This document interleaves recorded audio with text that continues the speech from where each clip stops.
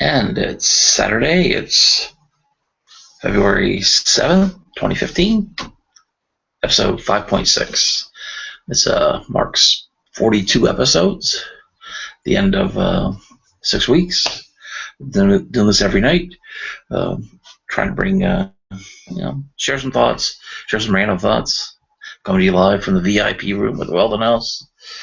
And, trying to talk about perspective, perception, thoughts, emotions, clarity of thought, stability of emotion. Some talk about addiction. We try to run the gamut there, and we try to talk a little bit about news. We track some news articles on our Facebook page. We have the random thoughts with random access Facebook page, and you get to see there some daily posts, things that trigger some kind of an emotional reaction out of me, and maybe get a reaction out of you. Something to think about, cause you to think, cause you to wonder.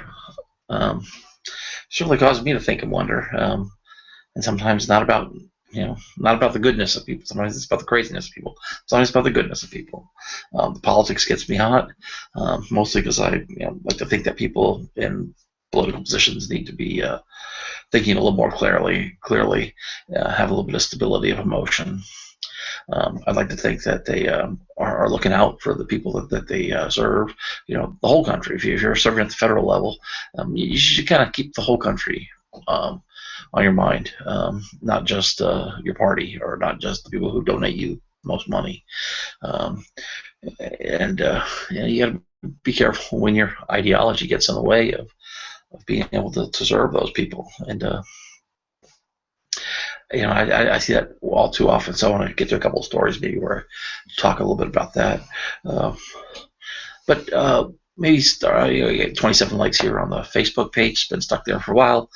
Maybe that'll go up. Who knows? But to kind of get us started here, there's this been in the news this week with Bruce Jenner. I mean, this is something that people have been noticing for a long time, that he'd been had this weird look about him.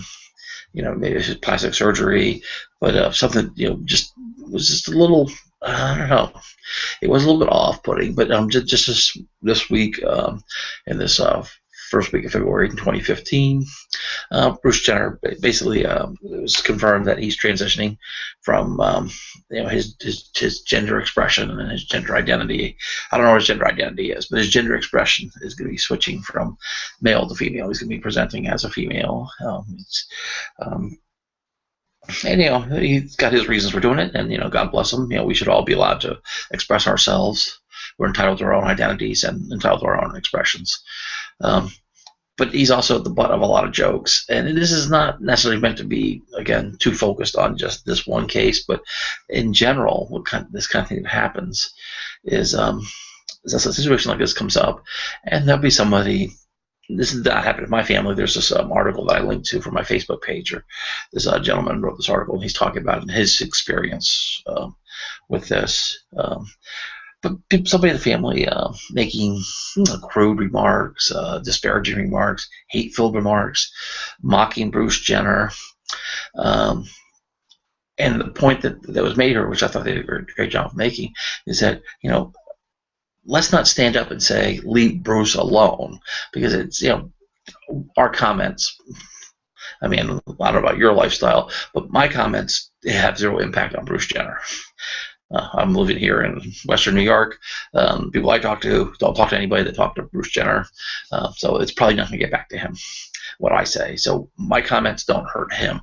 But what my comments can do is they can hurt the people around me. There are people struggling in their lives with things like identity, whether it's gender identity or other types of identity or expression. It could be, maybe not so much gender expression, but it could be just sexual orientation. It could actually be a crisis of faith, where maybe somebody's not comfortable sharing their faith with the people around them, or their lack of faith with the people around them. So there's people struggling with their own lives. And in fact, there's There's this kind of an expression, there's just something to remember, whether it's an expression or not, which it is less important than the fact that it's a truth. Is everybody, you have no idea what's going on in the lives of every single person you meet. They have their own story, and you don't know the details of that story. And with that in mind, when you make jokes, and Bruce Jenner is an obvious joke here. I mean, I'm not going to say that it's not an obvious joke. I mean, it's almost too easy of a joke. But telling those jokes has an impact on other people that you should probably be aware of. If it's the kind of jokes, especially if you make them on a regular basis, that just drives the person further and further and further into their shell. If there's an atmosphere that you create with your jokes or comments or even actions, that push people further and further into their shell, you're really not helping them. Whether it's, again, gender expression to sexual orientation to even, sort of faith-based or lack of faith-based thinking or any other kind of thinking. You don't know what's going on in somebody's head, and we should try to be sensitive of things like that. That's why it's important to try and put yourself in other people's perspective. This story reminds me, I haven't heard this with him. I have heard it with other celebrities who have come out, male actors especially, coming out as gay, where there's this backlash of like, why did you come out sooner? Why didn't you come out sooner? You could have done more. Or related to that is there'll be a group of people trying to out other actors because they think it's good for kids to see these examples, and it's a double-edged sword. I mean, there's two sides there. And yes, it is good for people to be comfortable with their own identities and to be able to come out with their own identities and to be able to come out and express themselves the way they feel comfortable expressing themselves. It's another thing to force somebody to have to do that. They have to be comfortable doing that, and what they need to see, the examples we need are examples of people who are comfortable doing it. And whenever people get to the point where they can take that step out of the darkness, out of the closet, into the light, and they can express themselves openly, that should be cheered always. It should never be condemned for any reason, because that's a huge, huge thing to do. Sort of privilege is one of these things, a word that gets tossed around. A lot of people recoil at it. But privilege is this, part of it is the sense that you don't ever have to do that. A lot of us go through our lives and our beliefs, our orientation, the way we think about men and women, kind of already gel with the traditional general view. So you don't have to do anything different. You don't have to hide anything. You can be as open or as quiet about it as you want to be. You can remain quiet about it because your self-expression is being reinforced by your everyday experience. So you don't have to bring it up. You don't have to talk about it because you're getting all that reinforcement back anyway. But when you do bring it up, it's not out of the ordinary. When you're walking, you're a young man and you're holding your girlfriend's hand and walking out in public, it's not a big deal. You don't even think about it. For some people, that's not true. Some people have no problem with stopping at dinner and saying a prayer. They got to say their prayer before they eat, and they'd like everybody to hold on. Okay, and then 9 out of 10 people might do that. There might be one person in the room who's not comfortable with that, but they don't get that opportunity, to sort of, not do, so there's these things that go on in people's lives, and so when people are willing to stand up for their beliefs and express themselves, that should be embraced. It's an act of bravery, and especially it's an act of bravery when it runs counterculture, when it's not the norm, whatever that really means. So again, this is an article here. You can link to it from read it on our Facebook page or follow it on Twitter and read the article.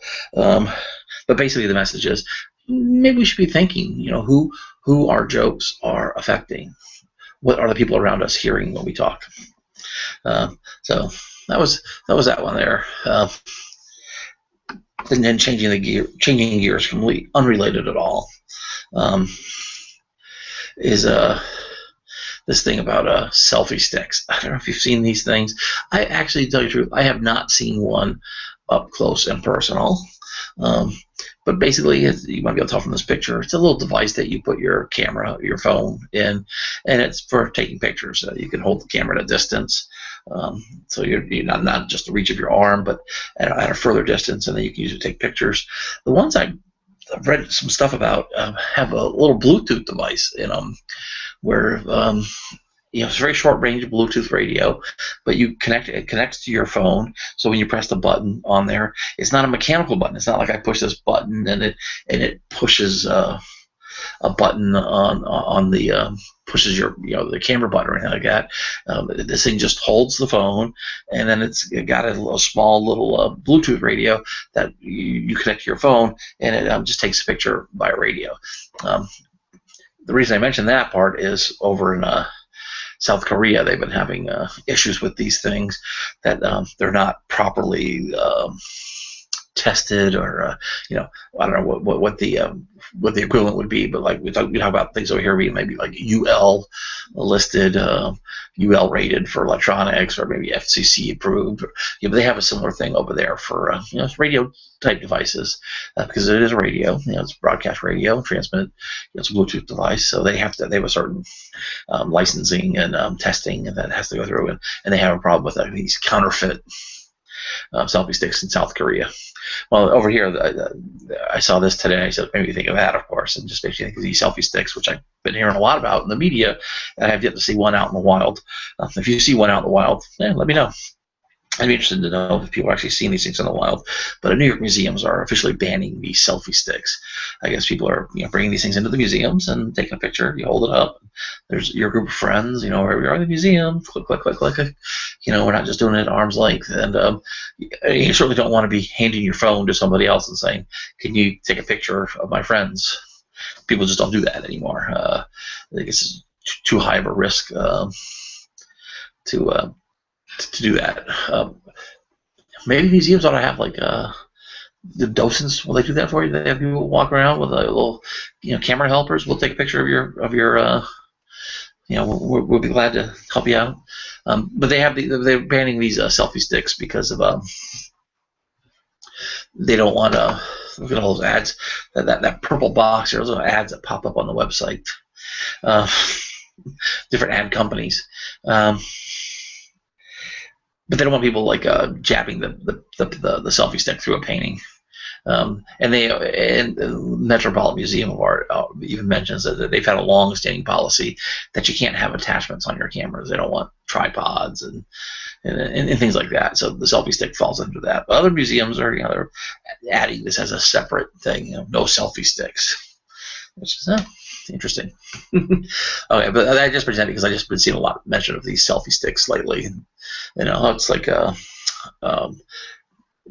Bader Mannheim, right? So you hear about something once, and then all of a sudden you start hearing about it everywhere. So Bader Mannheim phenomena all over again. But keep an eye out for selfie sticks. See if you see stories about selfie sticks. See if you start seeing them in the wild. This is a thing here. This is one that kind of drove me to come up with the title here. Read the fine print. There's a story down in Florida. Florida had a lot of condos, and they. One of the things with condos is one thing that happened for a long time ago. I guess there was apartment buildings that were getting old and run down, and they were being converted over to condos. So somebody would basically start buying up the like apartments that were sold at one point, so maybe not quite officially condos or however they were, but somebody would like try to buy up all the old rundown units, and so they can convert the building, upgrade it, and do all kinds of good things to it. But there'd always be a couple of hangers-ons that you couldn't get out, and you end up paying as much for the last few units as you paid for all the previous units combined because of the holdouts. And that was, economically didn't make sense. It was expensive. If you couldn't buy them, then it was bad for everybody. If you did buy them, you ended up paying a lot. So Florida passed a law that said if you can own 80% of the units in a building, then you can force the remaining 20% out by paying them the market value for their units. So if you were going to try and upgrade a building, you could buy the old rundown apartments. You get to those last 20% of people, and they think they're going to hold out because they know that you want the building and they can drive the price way above market value. You can step in with this law and say, well, for the last 20%, you guys have to move out at market value. It's a version of eminent domain is really what it comes down to. Eminent domain allows the government to step in and buy your property at market price, but you don't have a choice in selling it. I mean, they need it traditionally for roads, for utilities. I mean, there was a reason the government needed your property. More recently, people have been using eminent domain to do things a little bit more nefarious, where the government decides it can make more by tearing down your house, all the houses in your neighborhood, and putting up big condos. So they do that. They come in and they say, and then what they'll do is they protect the people. They'll say, oh, there was a thing where they couldn't do it unless the area had been blighted. So it's not quite condemned, but it could be described as blighted. So they could blighted neighborhoods. They could do this, and people say, okay, well that's fair. You can't tear down good neighborhoods to do this, but if it's a blighted neighborhood, yeah, you can do that. And then what they do is just that language handshake. People use the words.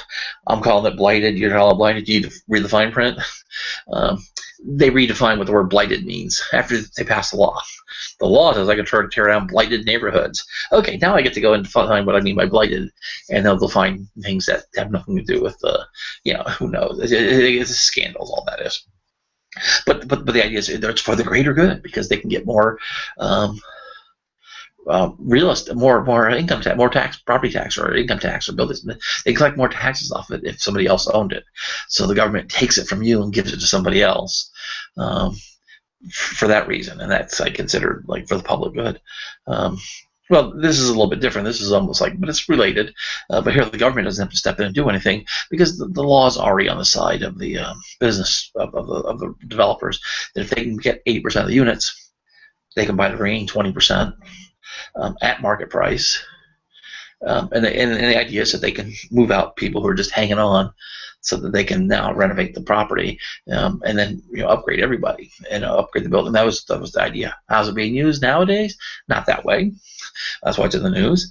Florida had a big price bubble, a real estate bubble. In the late 2007, 2008, the market was riding high. And people thought it was going to keep going because people always think bubbles are going to keep going till they don't. But people bought a lot of units. Now there are a lot of condo units, paid a lot of money for them, and then the market crashed. And as the market started crashing, some people just started getting out and started selling. And the more people were selling, and the more people were getting out, the more it was causing the market to crash. And all of a sudden, prices are going way, way down. So now you got these condo complexes. Where people have bought in at a very high price. Some people bought in at a very high price, and everybody else is getting out because they're getting out while the price is good before it gets even worse, which drives it down. So and you have there's cases here. This article even talks about this one particular case where they were able to buy up 80% of the complex, and you have people who bought in just a couple of years ago. This is like basically brand new condos at a very high price. And what the person who's buying them up doing, they just want to rent them. They're not trying to sell them because they know the market stinks. So they're buying all these units up and they're renting them, but they would like to buy your unit because they like to rent it too. And when they buy 80% of the complex, they can come to you, even though you paid a ton of money for it, and you're deep in, what do they call it? You're in the bucket, you're in the hole, you're underwater. I think in the bucket is something they talk about cars, being in the bucket, owning cars. If you owe more money on a car, talk about being in the bucket. I don't know what it means. In the bucket seat, I don't know what it means really. But underwater, you owe a lot more on the condo than it's worth. But hey, it's where you live. On some level. In the long term, do you really care? You may or may not, but you're willing to wait it out. You're willing to do a lot of things. That it's not an issue that the condo is worth a lot less than you paid for it to you at that moment, because you're going to either write it out or you're not moving anyway, and everything's in great shape. You're paying your fees, but this person comes along and they think, boy, if I could own your condo, if I could buy your condo for this little fractional price that you would never sell it for, I could rent it out for really good money. Hey, I could rent it back to you even. and and of course I'm not going to sell, but they own 80% of the complex now, so now they kick you out. And they can buy that. They can force you to sell it to them at market price, which is not anything you would ever do. And again, it's an abomination. It's a bastardization of this law. But even the person who was doing this in this article, they mentioned, hey, you know, ethics and morality have nothing to do with business, and people really should read the fine print on all their anything they buy. And okay, yeah. Again, technically correct. And the beauty of being technically correct is you don't have to be morally or ethically correct. You just have to be technically correct. So if somebody's technically correct, that's usually kind of a sign that there's something else going on. But so what's the thing? Buyer beware. Check your prices. Check your laws. Check the language handshake. We're using words here. We have is there a meeting of the minds? That's something that maybe a great lawyer could maybe undo this, because there's not a meeting of the minds. Contracts are supposed to have a meeting of the minds. The meeting of the minds it goes beyond the words of the language in the contract. The meeting of the minds means that we have to pretty much both agree what the contract says. Not just in words, but in meaning. If there's not a meeting of the minds, then the contract can, and depending on the level of it, but you can get contracts declared invalid because there was never a meeting of the minds, which is it's good that we have that. It's hard to argue that, and it's very expensive, and it takes you got to be able to afford a lawyer to do that. But it's again laws being used to abuse people, and the law always benefits the person with all the gold, whatever. There's another place where laws are being abused. Things change. The laws are written at one time, like when there's old rundown buildings that need to be upgraded and there's holdouts, so you write a law that at a future time now doesn't really apply, like people with brand new condos that a housing bubble burst. Here's another example. There's these laws that prevent people from selling cars in states except through dealers. And it's one of the things. I mean, I guess I don't know all the technicalities here, but one of the ideas is it creates a layer between the car manufacturer and the car consumer. There's the dealership layer, and the dealership layer also takes care of the service. It's a dealer and service. And then what this does is this kind of takes away the sort of a conflict of interest of if the dealer was trying to sell you the car, not the dealer, if the manufacturer was trying to sell you the car, they there might be some issues with the getting the service that you need. But by creating this dealership level in the states, states can prevent manufacturers from selling cars directly to consumers, so they have to be sold through dealerships. Well, Tesla and the Tesla model, they don't sell through dealerships. They sell, this is a new kind of car. This is a new age. The things are different nowadays.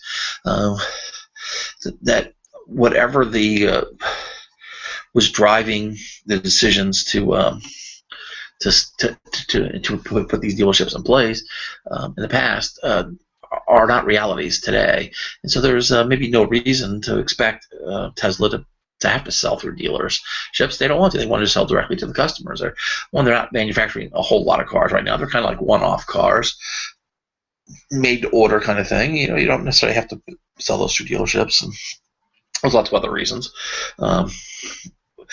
But there's some states have been stepping up and basically enforcing that ban because they're Tesla's. And then this mentions Arizona, Michigan, New Jersey, Texas. Think about those states politically. You probably hear about the governors of those states more than you hear about the governors of any other state. Maybe Florida is the only one that's missing. If I'm hearing about Florida, hearing about governors of these states and then how wacky the governors are. How about that? But they win the Luddite award for being behind the times, being not getting with it. Maybe it's a selfie pole. Maybe that's the future. So maybe these museums are not getting with it. They're enforcing old policies that made sense back then. I don't know if that would fall into the category, but it's always something to ask when you're banning new technology based under old rules. It's a good time to ask. I wonder, does it matter? I mean, should we update our policies because the technology is changing? Certainly, intellectual property rights fall into that category. The way we distribute information, distribute intellectual property, especially like artistic, creative art, creative properties like music, movies, uh, TV shows, entertainment. The way that was distributed in the past versus how it's distributed now. Um, Maybe it really we need to examine the way we enforce or use intellectual property rights, because in the old days they were used to protect the distributors. I mean, it wasn't the intention necessarily, but certainly the laws were rewritten and manipulated, and the way they're used, it protects the distributors, because the distributors ran the biggest risk, it seemed, of anybody. And what was a really important job was how to get this stuff to people. And you see with dealers, maybe this falls into the distributor thing, but now it's distributing is a lot easier than it was in the past. There's certainly, we have to think about things differently. And when you get stuck in your old way of thinking, you're not going to be able to address new concerns. It's whether it's an Einstein quote for real or not, it's aside from the point, but it is certainly a valid point. But in that, we don't find solutions using the thinking that caused the problems. The old laws were products of old thinking, and if we start running into issues nowadays, we have to change the way we think. We have to change the laws that were written. We have to adjust to the current technology. And that's also maybe is the generation gap really getting wider between the young people and the old people than it ever has in the past. I mean, people always say that, and maybe it's never been true, but maybe for the first time in the last 50 years, last 100 years, this kind of thing really is true. The world your grandparents grew up in is significantly different than the world your grandchildren are going to grow up in. And you take that almost any other time in history. That was not true. Your grandparents and your grandchildren grew up pretty much in the same world. It only really just started changing in the last 100 years, 150 years. But it's changing, unbelievably fast now. You take a person who's 20 years old now. They've lived 20 years through the 2000s. The internet has been available since the mid 90s, very commonly. So they've had the internet in their lives, their entire lives. You think about their grandparents, certainly only learned about the internet late in their lives, and their grandparents never heard of the internet. And the internet is pretty ubiquitous in our lives today. Pretty much everything about our lives, the way products are delivered, the way information is delivered, the way we communicate, is driven by the internet. So everything about our lives is connected to the internet in some way. For most people, I mean, I guess there are pockets of people who don't rely on the internet. But just because you don't have the internet in your house doesn't mean you don't rely on it. Your services that are being delivered to you when you go to the store, that's all connected by the internet. So the internet is really in our lives in a very, very big way, like it never was. And we're growing up in it. The young people are growing up in that, so they have a different view of it. They don't have to think about it. There's nothing for them to compare it to, like when there is no internet. Because as you learn about it, I remember when there was no internet, we did this, and now we have to do this. They don't have that paradigm, right? For them, the internet's always been there. It's just getting faster and faster and faster and faster. But that means their ideas are going to be ideas that are born from a world where there has always been an internet. So they're going to think about things initially very differently than somebody else. So they're going to have solutions to problems that involve different thinking, and they're going to come up with solutions. They're going to try things out in the world that may run up against old laws, and then you're going to realize that it's the laws that have to change, not the new thinking. We don't need to change the way we think about new things, because the new thing, that's just the way the world's going. It's the old laws can change. So it might be these laws about condos, or it might be these laws about Tesla. It could be laws about any number of things. They vary and they change, and they may have to change. We have to throw them out. Throw out with the old, in with the new, and that's hard to do. It's hard to get people to, as Mark Twain said, it's easier to fool people than to convince them they've been fooled. And really, what that is in there is this message that it's hard to change your mind. It's hard to change your mind. The way you think about the world, it's very difficult to get you to change the way you think about the world. So, and if you don't change the way you think about the world, you end up winning these Luddite prizes. So, don't win a Luddite award. Get with the times.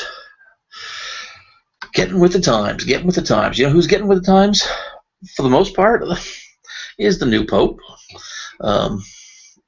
Pope Francis. He's I'm going to say South America. He's not. Is he Argentinian? Maybe. He's definitely from South America, but he's a Jesuit. He's educated in the Jesuit school. So they're like the scholars of the Roman Catholic Church. So he's a scholar in there, and they also tend to be. I don't know if I necessarily call them liberal or progressive. They have the possibility of being much more, because they're much more educated. They're much more in tune with what's going on in the world in the current time that they're living. They don't.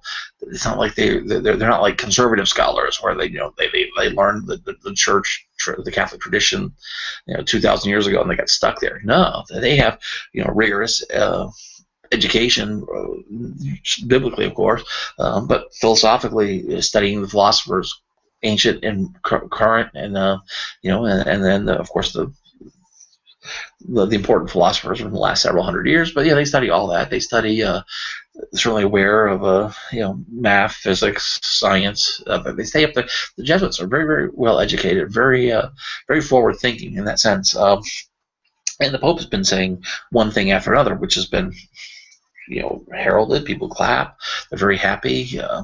He's doing a great job. And he's had a couple of things, I wouldn't call them missteps. He's things maybe I would disagree with. And I maybe only disagree with them in the sense that probably better off not making a comment at all. That's kind of this one here about the Pope says it's okay to smack your children as long as dignity maintained. First of all, that's open to such wide interpretation. There are people who beat their kids, and they feel justified in doing it. And dignity maintained. What does that really mean exactly? I mean, he might explain it here, but you're really giving people an opportunity to interpret things the way they want to. And this is one I just can't imagine that there's any good in him making this comment. He's made a lot of. Maybe this is just a service to old timers, the conservative people who are really getting nervous about some of his more progressive statements and comments that he's been making. So he's trying to say something a little bit more traditional: spare the rod, spoil the child. He's trying to say that hey, I'm not distancing my beliefs from traditional church teachings. Maybe that's what he's doing here. But I, for the life of me, just don't see an upside to doing this. I think you challenge people with your progressive comments, and let that sink in for a while. Don't that's just me. Well, I just find this a very dangerous thing to be saying, especially if it comes from the Pope, because people who beat their kids, they don't hear. I don't think they hear the intended message here, and people who don't. Who are fundamentally against beating their kids are just going to take it wrong. So, I think there are some people out there who don't hit their kids very often. They don't hit them hard. They maintain dignity. Maybe they do all the right things. All the right things.